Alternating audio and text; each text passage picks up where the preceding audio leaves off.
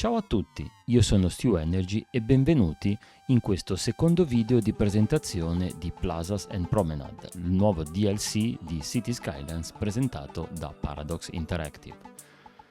Questa nuova espansione è incentrata sui percorsi pedonali che ci permetteranno di far cambiare volto alle nostre città andando a non far circolare auto nei nostri centri storici e a fare delle corsie bus dedicate.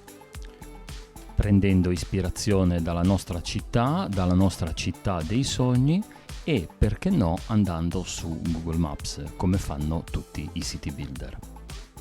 E andare a fare i nostri centri storici come in questo caso ci ha fatto vedere Overcharged Egg, la downtown di Santa Monica. Questi nuovi distretti si possono mettere come esattamente i parchi oppure la zona industriale. Queste nuove zone hanno una particolarità. Dobbiamo gestire in queste zone chi entra e chi non entra. Nelle zone pedonali non possono entrare i camion, non possono entrare i veicoli che consegnano e prendono la posta e i veicoli che vanno a ritirare la spazzatura. Quindi dobbiamo gestirli tramite un nuovo edificio di servizio che è stato creato, che va a fare la funzione di service point, un edificio che va a rendere accessibile a questi 3 servizi che vi ho detto l'accesso e il ritiro della spazzatura, delle merci e della posta entro una determinata capacità.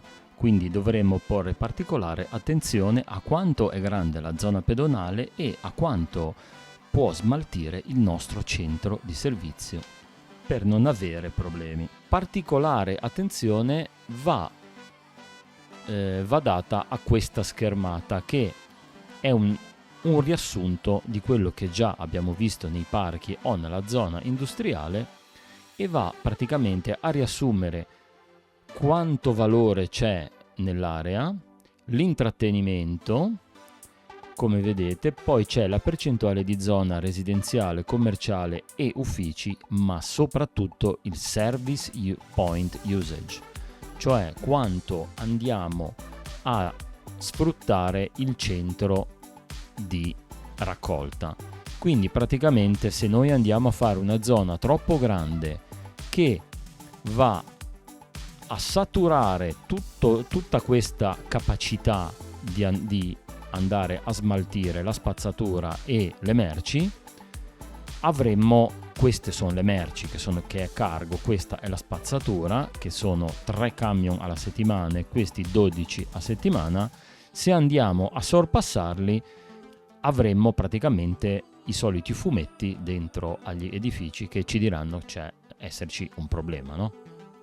Quindi potremmo mettere un secondo, un terzo, potremmo mettere più punti di raccolta. Ora, in queste zone pedonali abbiamo tantissime nuove strade, veramente tante, sono 30 strade pedonali nuove. Le trovate in un nuovo menu, quindi quando andremo sotto strade avremo l'omino in fondo, vedete? E ci sono tutte queste strade nuove, tra cui l'area bus. Bisogna fare attenzione perché noi possiamo piazzare le strade pedonali dove vogliamo, però per funzionare hanno bisogno dell'area pedonale. Quindi se noi andiamo a mettere una strada pedonale e ci mettiamo gli edifici di fianco, se non mettiamo l'area pedonale abbiamo il fumetto di errore che non si può venire a ritirare la spazzatura, oppure se è un commerciale che non è possibile consegnare le merci per farlo funzionare. Ci sono 3 stili nuovi di strade, c'è la sandstone, la bluestone e la cobblestone. Quindi per ogni tipo di strada, cioè per ogni pietra, la sandstone, la bluestone e la cobblestone stanno per 3 tipi di pietra diversi. Ci sono 2 grandezze come vedete, una grandezza diciamo piccola e una grande.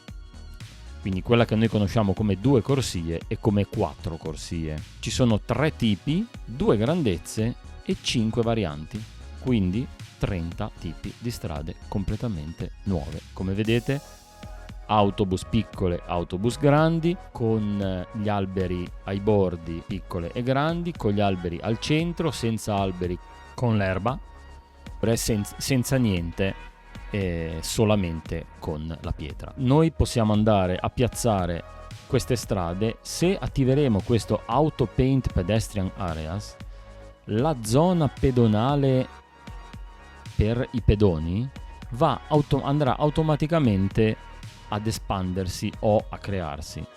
Quindi se noi la lasciamo, possiamo benissimo lasciarla selezionata e mettere tutte le nostre zone, poi andare a controllare se effettivamente quello che è venuto fuori ha senso.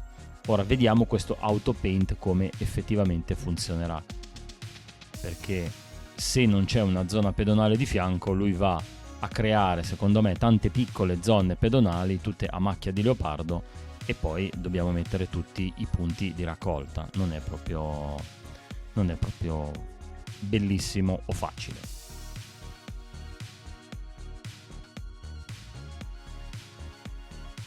Possiamo creare, vedete, si va automaticamente ad espandere. La zona, secondo me, arrivava fino al centro, si è espansa a sinistra perché lui ha messo queste 2 zone pedonali. C'è anche questo menu nuovo, come vedete, va dal verde al rosso. Adesso noi qua non lo vediamo colorato, ma probabilmente ci sarà un colore. E poi, vabbè, qui a me ha fatto ridere perché le strade, i pedoni non fanno lo scalino, quindi come vedete sembra che volino. Ma una cosa interessante, una cosa veramente nuova, quando noi andremo ad unire le strade tradizionali che conosciamo con le strade nuove che vedete sia sotto che sopra, compariranno questi bollard, che mi avete detto che in italiano si chiamano dissuasori, o paracarri come volete, vanno a scomparire automaticamente. Quindi si vanno a creare. Se in questo pezzo di strada deve entrare un veicolo di servizio, si vanno ad abbassare. Ecco, questo è un esempio di quello che possiamo andare a creare con le nuove piazze già fatte, con, vedete, un'area pedonale, quindi ci sono gli edifici che danno sull'area pedonale.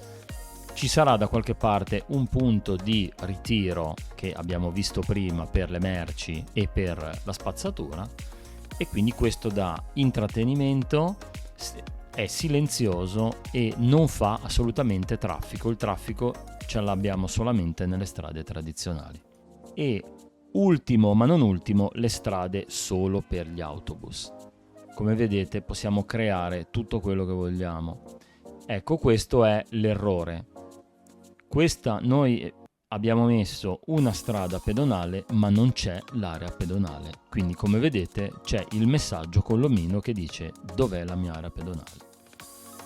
Bisogna stare attenti, not in pedestrian area.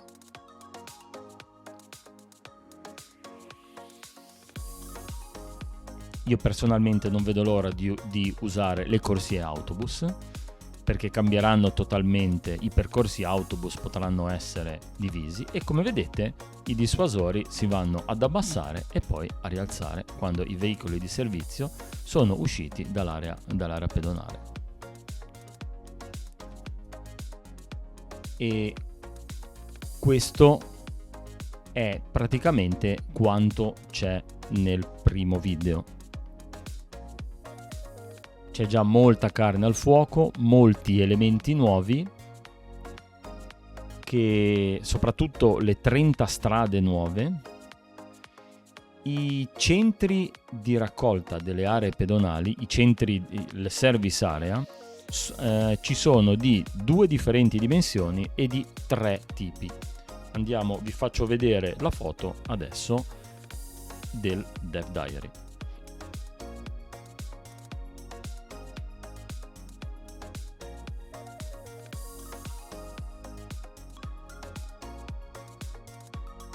Ecco il Dev Diary, che lo trovate sui forum del sito di Paradox Interactive.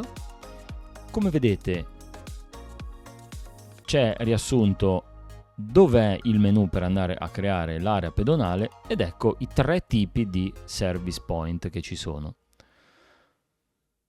Vengono chiamati General Service Point, che dovrebbe essere questo a sinistra, che va a essere usato per tutti i 3 tipi di merci che devono andare a essere raccolte, quindi spazzatura, posta e merci stesse.